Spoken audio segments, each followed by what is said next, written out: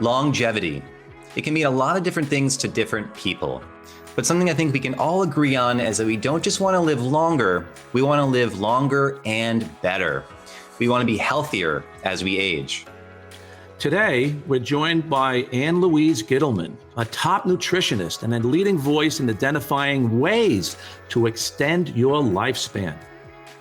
We'll be talking to her about her new book, Radical Longevity, the powerful plan to sharpen your brain, strengthen your body, and reverse the symptoms of aging. She'll share some of her 7 radical rules to extend your use span and what radical longevity can really mean in your life. She'll also help you understand how to grow older without growing old. All this and more on today's Be Healthistic. Welcome to Be Healthistic, the podcast that's more than just health and wellness information. It's here to help you explore your options across traditional and natural medicine so that you can make informed decisions for you and your family. This podcast illuminates the whole story about holistic health by providing access to the expertise of Drs. Steve and Drew Sinatra, who together have decades of integrative health experience. Be Healthistic is powered by our friends at Healthy Directions. Now, let's join our hosts. Hi, folks. If you like what you hear today and you want to listen to future conversations on all things integrative and holistic health, subscribe to our podcast at BeHealthisticPodcast.com. Also, check out and subscribe to the Healthy Directions YouTube channel, which features video versions of our episodes, plus extra videos you won't want to miss. And finally, we have more with me, Dr. Drew Sinatra, my dad, Dr. Steve Sinatra, and other health experts at HealthyDirections.com. Hey everyone, welcome to another episode of Be Healthistic. Today in the show, we're welcoming Ann Louise Gittleman, a top nutritionist and a pioneer for dietary, longevity, environmental, and women's health issues. Called, quote, the First Lady of Nutrition, end quote, Ann Louise is an award-winning New York Times bestselling author of over 35 books on health and nutrition, including Beyond Pritikin, Super Nutrition for Women, and the revolutionary Fat Flush Plan. She's also very conscious of the impact that EMF and RF, which is electromagnetic fields and radio frequency, have on our health, which my dad and I talk about all the time, and which she also wrote a book on called Zapped. Today, we're going to focus on Ann Louise's new project, a fascinating book that recently came out this spring called Radical Longevity, the powerful plan to sharpen your brain, strengthen your body, and reverse the symptoms of aging. We're going to ask her all about the book and how it aims to redefine the aging process. Well, thanks for coming on the show today, Ann Louise.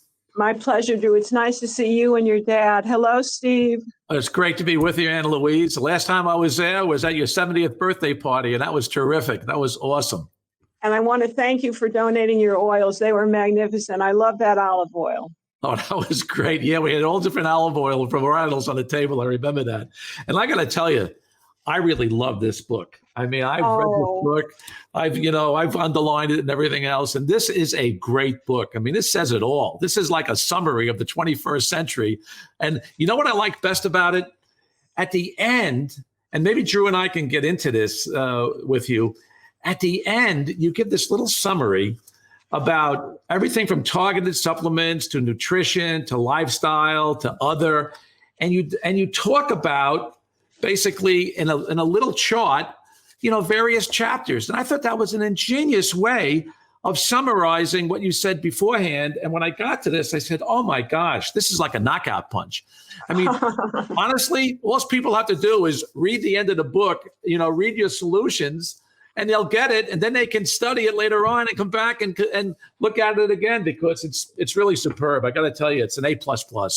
I'm glad. Do you agree with all those healthy nutrients, by the way, in the Mediterranean diet that I focus on to a major extent in the book? Oh, yeah.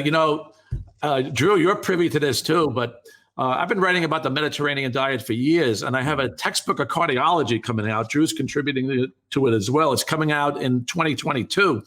And I was going to write about the PAM diet, about the Okinawa diet and the Mediterranean diet. But, the Bloomberg series came out only like a year and a half ago, and Spain just surpassed Okinawa. So now the average lifespan in Spain is 8 years or 8.5 years longer than the average American. Spain was number one. I think Portugal was number two, and Italy was number three. Okinawa went down to 5. So, so I think the common denominator, I mean, you know, whether it's a vegetarian diet, a vegan diet, you know, a small diet with small amounts of, you know, meat, animal protein, et cetera. I think the kingpin of that Mediterranean diet, because what do all those countries have in common, whether it's Libya, Crete, southern France, Italy, Spain, they use olive oil. It's just amazing. And, you know, if you look at the data on olive oil, it's incredible because it tears down your pro-inflammatory genes. You know, it makes them go back to a non-inflammatory state. And we're all into genetics. And by the way, you did a great job in genetics in this book. I mean, you talked about that. You talked about resveratrol impacting DNA and all that good stuff. So, you know, I should hand it off to you because there's a lot of good stuff in this book. Well, okay. So I want to start off with this because, Anne-Louise, your first sentence, the lead-in sentence says this, and I want to discuss this. I'm not a big fan of anti-aging. In fact, I'm pro-aging in the sense that I want to continue aging with power, grace, guts, and beauty. And I just want to say that that's amazing that you wrote that because I've always had a little bit of an issue with the term and phrase anti-aging. And we go to these anti-aging conferences and you think to yourself, well, why are we opposed to aging? We should be pro-aging. So I really like the outline that you provided for this in terms of the radical longevity, because you're looking at more longevity, how to promote that, and not necessarily anti-aging.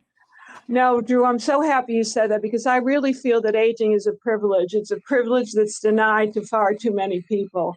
But we have to approach aging with a whole new overview, so to speak. We're involved with so many environmental assaults in this day and age. We've got to get to the root causes of our disease, disorders, and then live a life till 120. My grandfather used to say, ad mea esrim, till 120.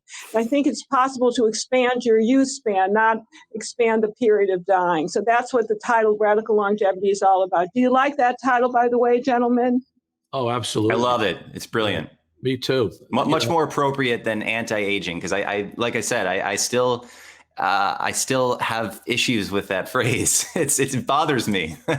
So. Well, you know, Drew, Anne-Louise uses the phrase "aging gracefully." I mean, that's what it's all about. It's really aging, and she I believe it as well. At 70 is the new 50. I mean, don't you agree, Louise? I mean, 70 is the new 40. 70 is the new 40, and I'll see it on. Oh, okay. You're down notching it by a decade. That sounds great. I love that, but I think we can all approach aging with a whole new overview. You know, you have to take a bold and new vision, and the consequences here is that you'll be more resilient, you'll be more graceful, and we should approach aging as saging. I don't even like the word aging. I think we all need to sage as we grow older, not age. So you can grow older without growing old, and of course, the maintenance may become higher because of all the toxins in the environment and the accumulation of toxicities over a lifetime. But if you take care of the deficiencies, your vitamins, your minerals, your resveratrol, your olive oil, your polyphenols, and you mind your minerals, then I think that's the real key. And Steve, I wanted to tell you something about the Mediterranean diet.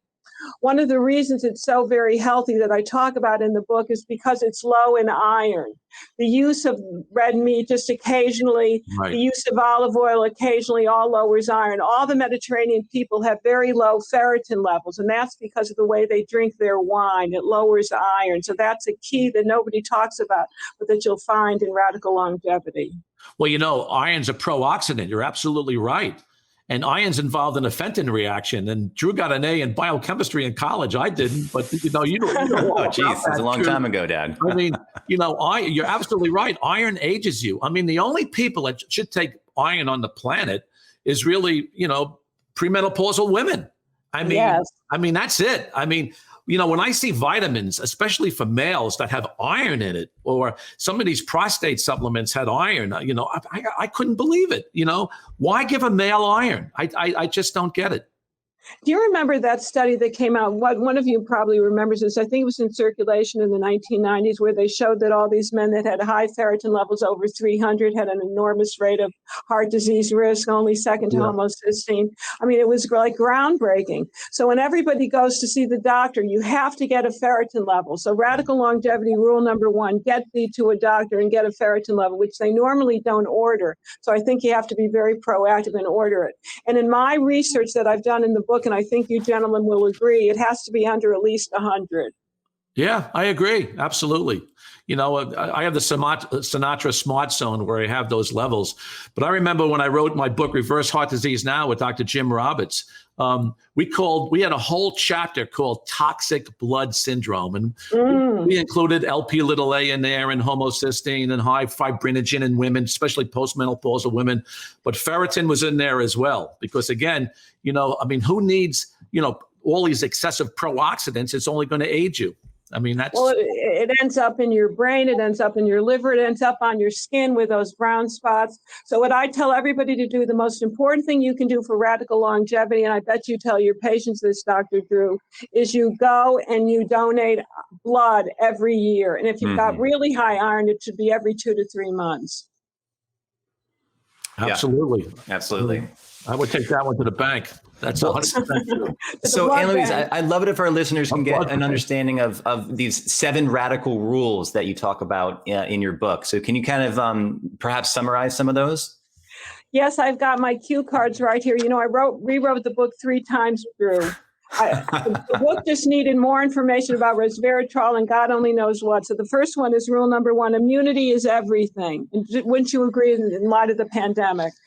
Absolutely. So the most important mineral has got to be zinc, but you got to watch your zinc copper ratio. So you don't want to have too much zinc in relation to copper, too much copper in relation to zinc, because they're antagonistic.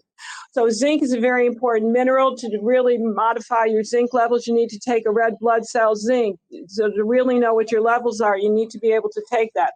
I personally need about 75 to 100 milligrams a day. I go through zinc like white on rice.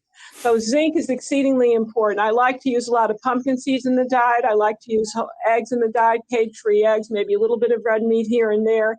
That's number 1. Number 2 is vitamin D. Isn't that the Amen. anti-aging mineral, or actually it's a vitamin of the decade. I mean, there's nothing that you can't cure with vitamin D. But vitamin D is important if it's in an oil form. So if you're taking it in a water-soluble form, get some fat with your vitamin D. Take it with a little olive oil, like stevia olive oil would be an excellent adjunct to the vitamin D. A little melatonin at night, we're finding that's very helpful. And the other thing that I think people should really learn about is quercetin, which I'm seeing is exceedingly helpful in terms of getting rid of any of the cytokine inflammatory responses that people get when they get inflammation in the lungs. It's very important for allergies, very important for any kind of prostate or breast issues. So I talk about all of those in that chapter, which is very important in terms of immunity. And then, of course, taking vitamin D levels and your ferritin levels, exceedingly important, and eating a proper diet, which is of whole foods, no glyphosates, no heavy metals, and making sure that you get rid of any of your iron cooking utensils, because iron, as Steve, you mentioned, is a pro-oxidant and will age your skin, it will age your brain, age your heart, and age your liver. So that's rule number 1. Any discussion about that, gentlemen? Yeah, I've got a question for you. I'm not sure if you can answer it or not, but it's about vitamin D and why are so many people deficient in vitamin D? Because I test everyone in California. These people are not lathering sunscreen all over themselves. They're getting out in the sun during the summer months. They're taking vitamin D and their levels are still in the 20s. Why is that? I think they need more. San Diego, Drew. If you're really low down in San Diego, you're testing people up around San Francisco, right? In that area. Yeah, but still, I mean, anywhere from April until October, you're going to get the synthesis of vitamin D when the sun hits your skin. I'm just wondering, because I've heard things of, whether glyphosate is playing a role in this in terms of the body's ability to make vitamin D. But I know there's got to be something out there that is either using up our vitamin D or something. So I'm curious if you've heard anything about that, Ann-Louise. I think they're taking vitamin D in all the wrong ways. I think many people are taking a water-soluble vitamin D. It's an oil-soluble vitamin. It needs to be taken in oil. I see a major difference when people take it in the emulsified forms that are out there these days, or in a little oil capsule in a soft gel. And I'd also like to suggest that a lot of people are using not just sunscreen that some people are still using, but they're using any kind of cover-up on their skin, any kind of makeup that may have a sunscreen in it, a built-in sunscreen. So I think that's important. And then third, last but not least, you've got to go out in the sun at least 20 minutes a day. Yeah. And we should mention the best sunscreen to protect yourself is really zinc oxide. That's what the lifeguards used to use years ago. And not the nanoparticle zinc oxide. You got to use the real zinc oxide, so you have a white face or a white nose. But you know what I've been using? I use an internal sunscreen. I don't talk about it a lot in the book. It's a sulforaphane product. It's called Vitalica sulforaphane, and it's actually an activated sulforaphane, which is very important to the vitamin D receptors as well, Dr. Drew. Oh, good to know. Interesting. That's what I've been taking. It's like a broccoli seed extract that was formulated with Johns Hopkins. I think the company has a patent for it, and I'm taking it on a daily basis, and I can go out in the sun without getting sunburn anymore. It's the purest product on the planet, and it helps my estrogen because I can tend to be a little estrogen dominant, like so many of the women that I know that you see, Dr. Drew. Just a point on that. I make this salad maybe 6 days out of 7, where I put 10 fruits and vegetables in the salad, actually more, about a dozen. And one of the things I use is broccoli sprouts. What do you think about broccoli sprouts, Anne Louise? I adore broccoli sprouts, very high in glutathione. Yeah. So we love broccoli sprouts, but this particular broccoli seed has the highest amount of sulforaphane in the plant, and sulforaphane is so very important as a kind of antioxidant to protect against cancer and any other kind of deleterious condition.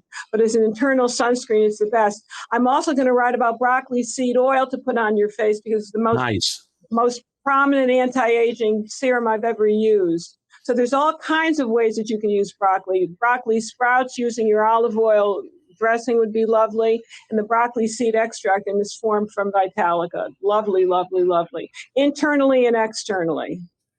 Fantastic. Yeah, and then Drew, I want to mention one more thing about what Anne Louise said about quercetin. I mean, we've mentioned this on this show maybe a half a dozen times. But Anne Louise, are you privy to the Zuppelin elderly study that was done in Holland, looking at longevity in aging Dutchmen? It went on for 30 to 40 years. No. Have you ever heard of that? It's an amazing study. I was a young cardiologist. I was in my mid-30s, and I came across this article about aging Dutchmen, and they looked at these Dutch males. It was only males, and the study went on as long as you lived. In other words, they didn't care if you died of cancer, heart disease, stroke, or it didn't make a difference. They just wanted to know how long you lived. And what they did is they measured the blood quercetin level in these men, and they looked at how many onions they ate, which is loaded with quercetin. And that's why, in the COVID epidemic, quercetin fights respiratory diseases. Everybody should be eating onions right now. But they looked at green apples, which contain quercetin, onions, and black tea. So they looked at 3 substances, whether they drank black tea, ate green apples, took onions, and they measured the bioflavonoid level, the amount of quercetin in the bloodstream. And this is amazing. The higher the blood level of quercetin, the longer these Dutchmen lived. There was a linear relationship. It was amazing. Wow. It was absolutely amazing. It's also a cancer queller and anti-cancer along with berberine and turmeric. So quercetin is really up there. And we're not really getting enough of it in the diet. I think because of the pandemic, people are much more conscious of this. Don't you agree? They're much more knowledgeable. Oh, yeah.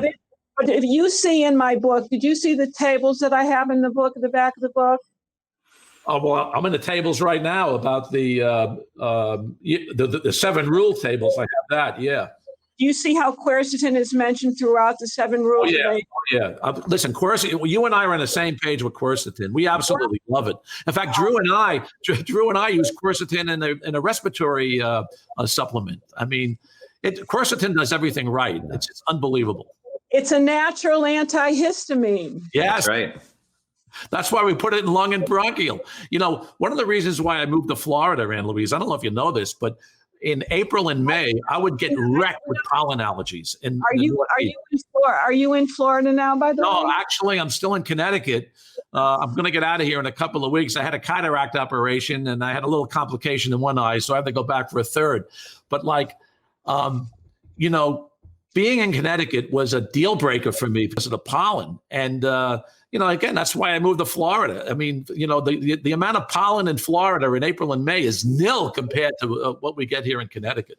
I can imagine. That's where quercetin comes in handy. Absolutely. I mean, I live on lung and bronchial, I got to tell you. Astragalus, quercetin, marshmallow root. I mean, you are the queen of NAC, N-acetylcysteine. I mean, that's awesome because you're a glutathione lady.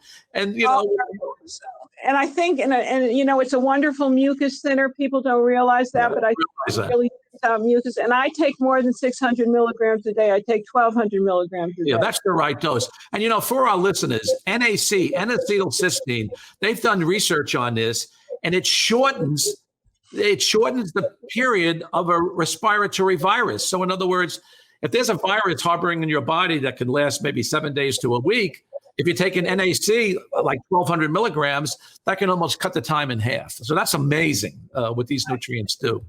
Amazing. And you'll see it in my tables in Radical Longevity. You'll see quercetin, you'll see NAC, you'll see olive oil all over the place. We're so on the same page. That's right. Well, what about rule number 2? Take on the toxic overload. Talk about that for a moment.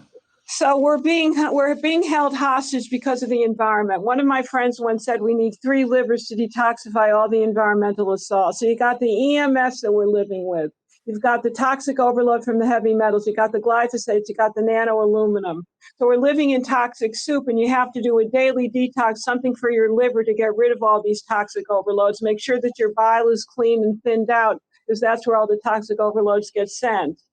So I think it's very important that we realize that these things are not just toxic, but they're cumulative. Yeah. And the 2 that are the most toxic of everything in that chapter, what would you think of in terms of heavy metals, Dr. Drew?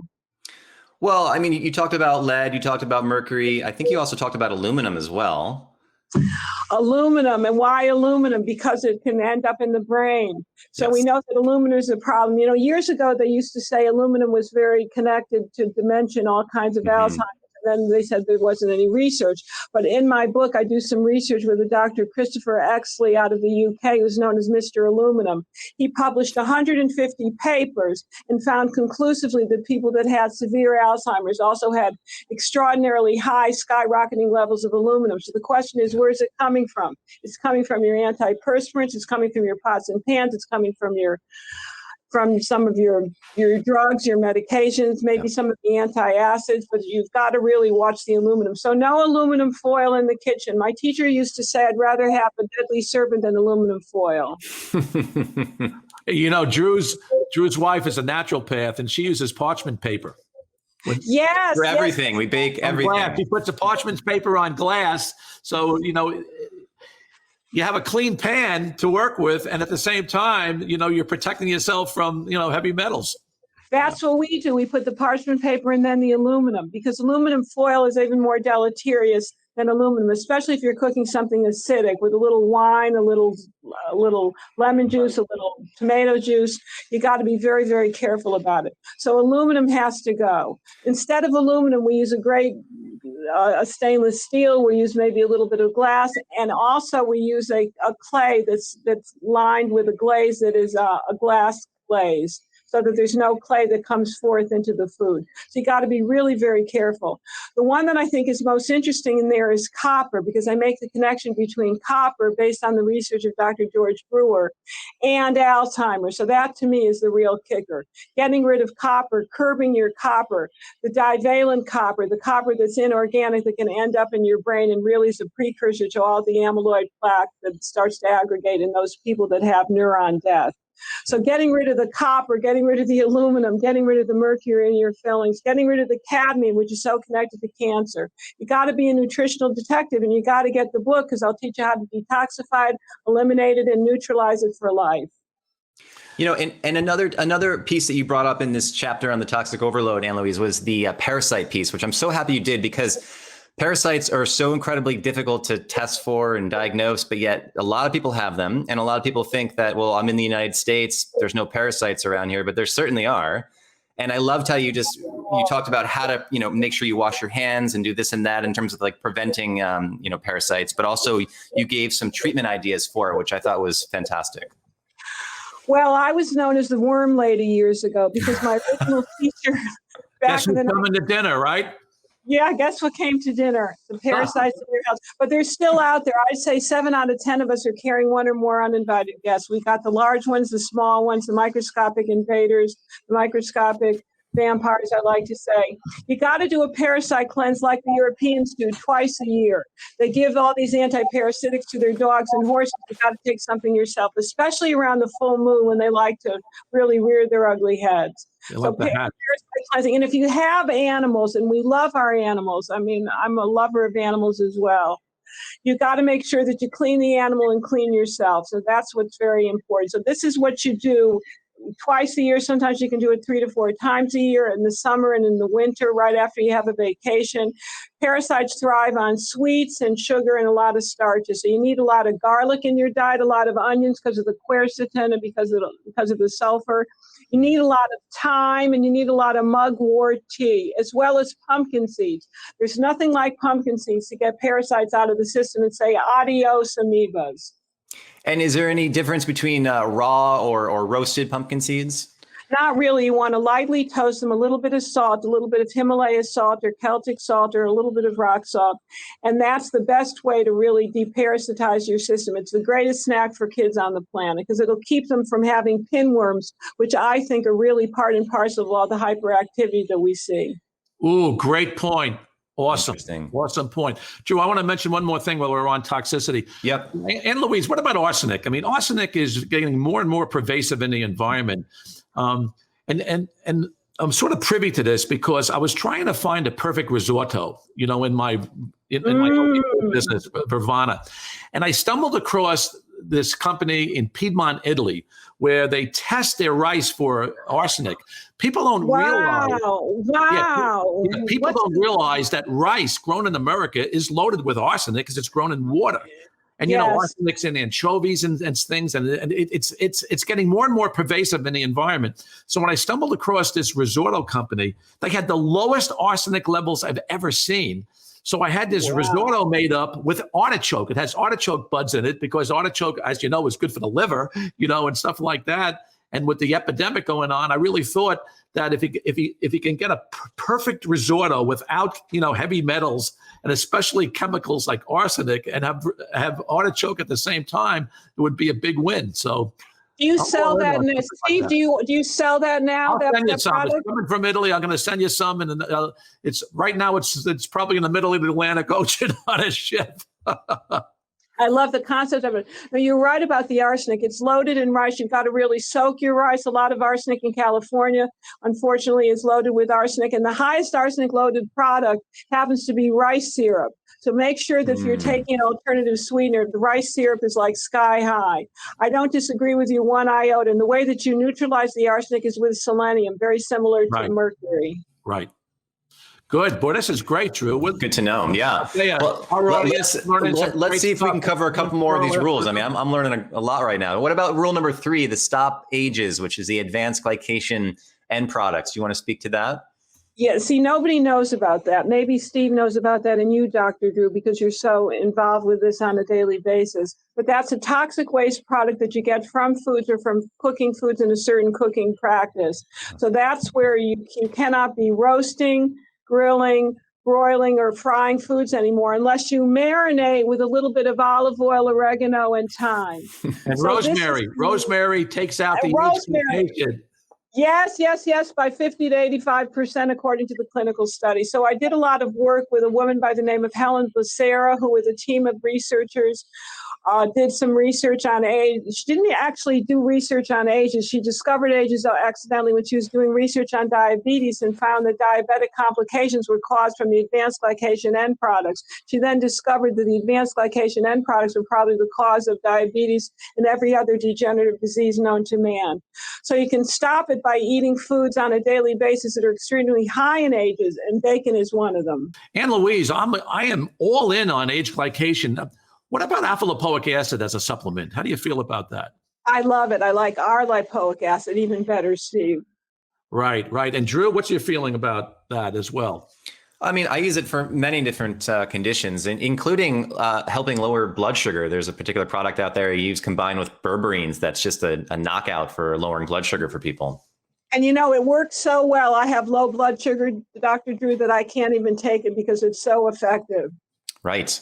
Yeah, so when it comes to age glycation, you can certainly get away from the sugars, but you can also take supplements. And Ann Louise also mentioned bentopholamine as well, which I think is a really good supplement to take for lowering blood sugar.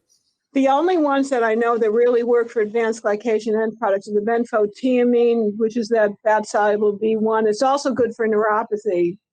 Yes. And the other one is carnosine. I'm in love with L-carnosine.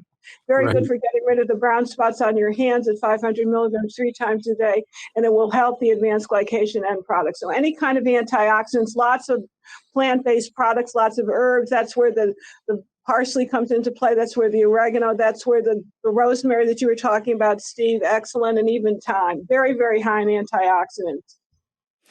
Okay, let's move to rule number 4, which is free up fascia for youthful movement. So we have a connective tissue, which is known as fascia, and it can get stuck or frozen, and then you think you have arthritis. So you've got to be moving on a daily basis. We have a lot of repetitive movements that we're using now that we're at the computer. We're bent over, so the neck is doing the text neck thing. You've got issues with your wrist, with your hands. You've got to be moving as much as possible. You need to be doing massage. You need to be doing grounding, which will help to get rid of inflammation. You need to be doing all kinds of things that'll get your body moving with a proper rhythm so that the neuromuscular system is really having an ability to release, relax, and become resilient once again. I thought I was coming down with a rheumatoid arthritis issue, but it was really a case of adhesions. So adhesions and scar tissue have a lot to do with repetitive movements. And I've been at the computer for the past 40 years writing all my books. So this is why free up fascia is so important to me. That's where cupping comes into play. That's where all kinds of acupuncture treatments. This is where I'm a big believer in Eastern medicine. And I'm sure you both agree. Yeah, I'll comment that I've had a lot of back and neck pain in my life, and I had a series of Rolfing that I did, which is really intense massage for those that are listening. I mean, like Rolfing, it doesn't get more intense than that because you're almost crying on the table. It's so painful. But the way that they work through the connective tissue and the fascia is incredible. And for me, it was a game changer in terms of decreasing muscle pain and joint pain in my body. And you know what I found for myself personally? That if you work with the teeth and the jaw have a lot to do with muscle pain and so on and so forth downstream. That if there's issues with the TMJ, it'll affect the shoulder, the elbow, and the wrist. So for those of us that have dental issues, and I have major dental karma, I'll be the first to agree, it's very important to make sure that your bite and that your teeth touch. I don't talk about this in the book, but I've got to let you know that it's very important for neuromuscular health that the molars are touching. The more teeth you start losing without replacing them, the more your body becomes a little depleted. So it's very important for the whole system. Nobody looks at the mouth as kind of the entry point for the disease and the health of the whole body. You're so right. One of the psychotherapists I worked with was Dr. Alexander Lowen, and he always said that the health of the jaw was really the whole rudder for the pelvis as well, because if the jaw is out of line, it puts the pelvis and the hip out of line. So it's, I agree with you 100%. Yes, and people don't realize that. And as we get older, we get a little crooked, we get a little constricted, and that's because we're not moving freely. And a lot of it has to do with all the dental work that we've had. Right. So look at the mouth. It's the seat of all disease and health. I used to say it's the colon. I think it starts really in the oral cavity. Yeah, I agree. Drew, I want to mention one thing because she mentions it in the book, and it's the lymphatics. Yes. I just reviewed a book by a thoracic surgeon, Dr. Gerald Lameau. Great book on lymphatics. Oh, yes. Oh, do you know Dr. Lameau? Yes. He wrote a book on interesting. Great book. I reviewed it. I really liked it. You know, I did some editing for him.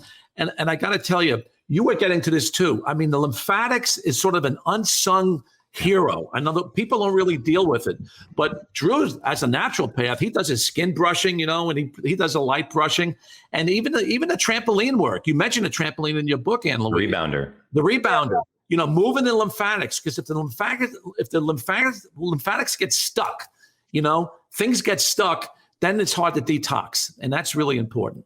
It is. It's a very important detoxing and processing system. Yes, I agree. I've written about the lymphatic system for all my books. I first discussed it in Beyond Pritikin, but it's exceedingly important when it comes to the health of the fascia, Drew. So I'm glad that you're skin brushing. I skin brush and I jump. Every day I jump 10 to get the lymphatics moving. If I don't do anything else, I'm jumping up and down, up and down. There you go. I mean, the best thing that I'm doing these days is I'm actually combining the body work with cold immersion. So I jump in a very cold lake every single day for around 1.5 minutes, 2 minutes. And the research on cold immersion shows that it's a terrific way to really, you know, improve circulation, but also work on the lymphatic system as well. Well, you let me know how that goes, my friend. God bless. It's been, like I said, like rolfing, I've done those 2 things this winter, and I've been in the least amount of pain than I've been in ever in my life. And I'm so grateful for those 2 therapies. Wonderful. Yeah. And I got to tell you, Anne Louise, you know, the son teaches the father many times. And I have a far infrared sauna in my home, and I sweat like crazy in that, you know, just try to detox and everything else. But Drew taught me the hot cold. So when I get out of the sauna, I take sort of a warm, tepid shower because it's right next to it. And then I get it cold. So I go cold, warm, cold, warm. And basically what Drew tells me is that when you're doing those temperature variations, you're cleansing the lymphatic system at the same time. Yes, it's so very important. I do a massage. You're a lot more brave than I am, brave and courageous gentleman. I do a massage on a weekly basis. That's my lymphatic cleanse. But I use special oils. I use cypress essential oil, which gets the lymphatics moving, and any kind of citrus. Cypress is my very favorite. There's nothing like cypress because it removes cellulite. Interesting. You know, a lot of the essential oils have the phytoncides in it, which are these organic compounds from nature that can actually improve your health too. So that's really neat to know that. Well, Anne Louise, I'm going to name off these last rules, and then I think our listeners just have to go out and buy your book and read it, because we could just discuss this all day. But number 5 is activate cellular rejuvenation. Number 6 is mind your minerals. And number 7 is optimize the gut-brain connection. So we're going to have the listeners just read your book to really learn more about those things. Drew, I want to say one thing about, you know, Anne Louise mentions berberine in there, you know, in as far as the cellular regeneration. Yeah. And remember on a previous show, I mentioned how berberine stimulates AMPK activity, which is the sort of the metabolic cleanup. And this is amazing. I mean, she's recommending 500 to 1,000 milligrams a day. I think that's music to everybody's ears.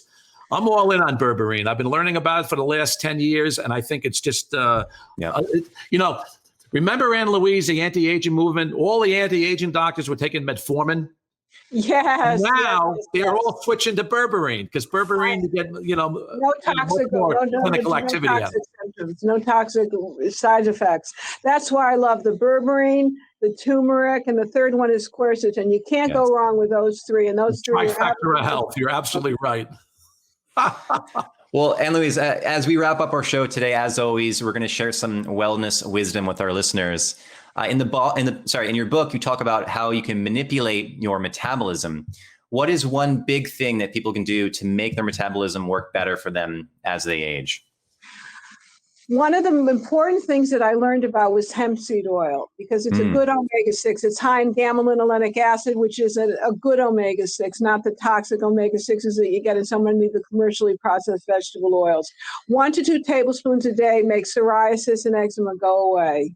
And it will also really help the structure of your cell membranes. And it's very good for the mitochondria because it's a source of GLA, which gets the mitochondria really burning up. So GLA saves the day, and it's excellent for the skin. It's excellent for any kind of skin condition and very good for your metabolism. So GLA, you can find it in hemp seed oil. You will thank me because the hair, skin, and nails will take on a new glow, and people will never guess your true age. What about black currant seed oil? I adore that too. That's a supplement. You can take that in supplemental form, maybe 1 to 2 grams a day. I do both internally and externally. And does the hemp seed have to be, the hemp seed oil have to be refrigerated? Is that correct? It should, because it's omega-6, so that means it's a polyunsaturated fatty acid, yes. But people that have had long-term eczema and psoriasis, that have done everything under the sun, they've taken omega-3s, omega-7s, omega-9s, God only knows. They take this omega-6 and it goes away in 3 weeks. Amazing. Amazing. Well, Ann Louise, thank you so much for coming on the show. This was fantastic. We could just talk all day around the topics in your book. I love it. You know, Drew, we should probably do a part 2, maybe 3 months from now, and really go over, 4, 5, and 6 because they're really important. Absolutely. Absolutely. Love to. Thanks for coming on. My pleasure. You have a beautiful rest of your week, gentlemen. You too. All right. Bye-bye, Ann Louise. That's our show for today, folks.